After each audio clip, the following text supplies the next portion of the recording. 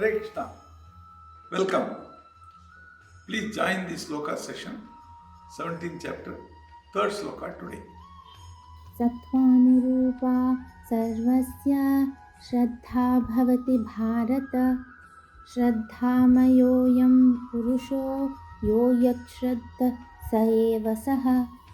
Please join Krishna's this sloka. This is a very crisp sloka, to the point. Krishna, while explaining the answer to Arjuna, he is saying, according to the specific guna one has acquired, one develops a particular kind of faith. So, there is a slight difference here because everybody acquires a specific guna during birth. That is a permanent guna, like Rakshasa guna, divine guna. Like that, there may be some people with some tamasic mentality. So that we know so many people, they will not respond properly. It's not because of their intention, it's because of their innate nature. Some people, they're always bouncy and active, and they are rajasic.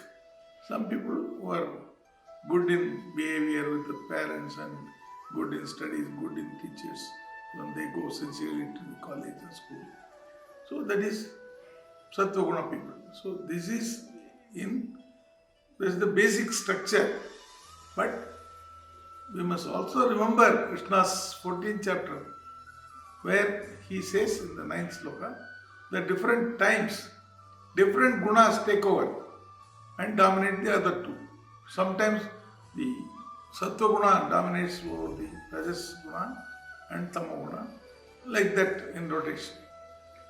So, the basic point is, whatever guna at that particular time he is, and whatever action he does or faith he has, everything at that time in that mood, he is having a different color. Now, the question is, whom a man should worship with faith? That is not decided by anything else, that is decided by his dominating mood at that time. His faith, whatever it may be, is strengthened by his friends and advisors and their moods. We as observers can easily see the product of a particular person from whom they are worshipping, whom he is worshipping. So, as per the product, the deity also changes. And that goes without saying that the gunas are changing. Now, the joke. Manta is given a new point by Keshav, his boss.